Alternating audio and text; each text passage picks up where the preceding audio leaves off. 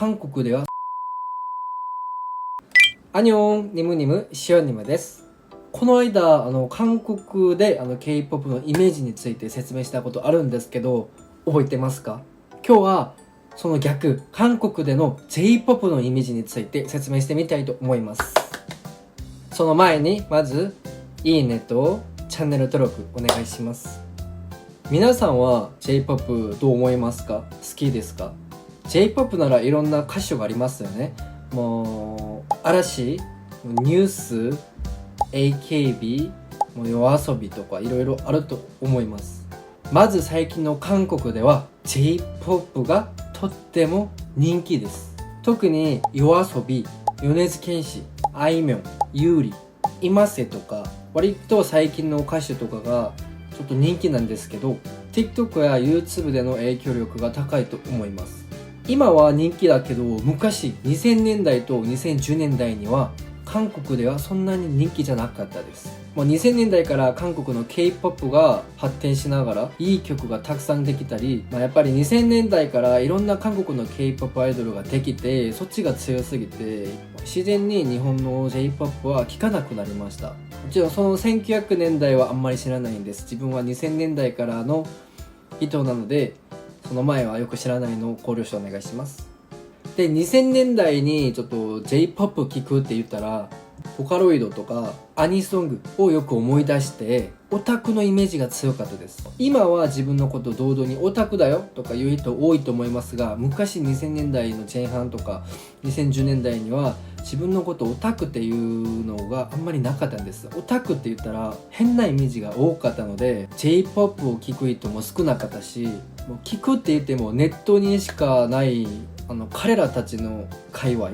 もうちょっと違う別の世界っていうイメージが強かったです。日本にもいろんなアイドル、 AKB とかジャニーズとかありますよね。でもなんでオタクのイメージが強いかというと、外国で韓国のアイドル見たらみんな顔同じだ、みんな同じく見えるとかよく言いますよね。で、韓国で日本のアイドル見ても全部同じに見えます。ジャニーズとかもそうやし AKB も結局は韓国人にはほぼ同じく見えるので区別もできないし、当時韓国はアイドルが完成形の実力派アイドルが多かったです。なので何年間デビュー前に練習して完璧な姿でデビューをする感じなんですけど、日本の場合はそれと逆の成長しながらデビューするアイドルが多いと思うので、その部分がちょっと違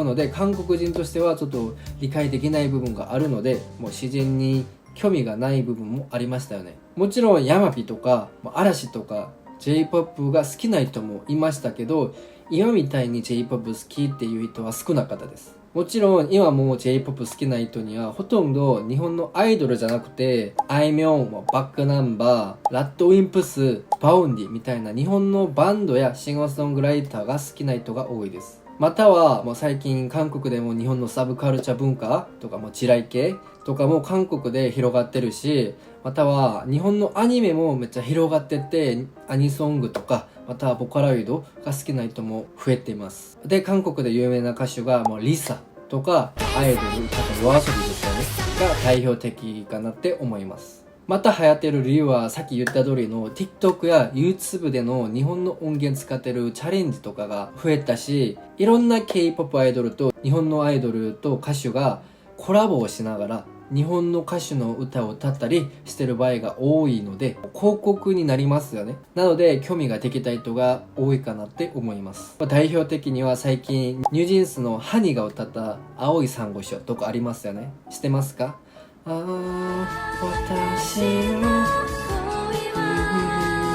はい。で、韓国で日本の歌、80年代90年代の歌をよくリメイクする場合もあったんですけど、それでも直接に日本の J-POP を聴く人は少なかったです。で、全体的に言ったら2000年代2010年代には J-POP の人気が低かったけど、2020年代からはちょっと J-POP の人気も上がって、もう流行ったりしてる歌手や曲も増えてます。もう全世代ではないんですけど、特に10代とか20代前半に J-POP が人気です。YOASOBIも韓国でライブを開けたんですけど、すぐ売り切れするぐらいに人気でしたよね。自分もライブとかは全然行ったことないんですけど、YOASOBIは行ってみたいなとは思ってました。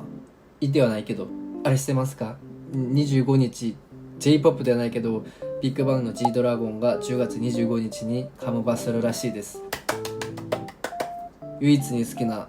アーティストです。で、こんな感じで今日はここまでします。また皆さんの意見もコメントをお願いします。で、チャンネル登録と高評価お願いします。アニョン。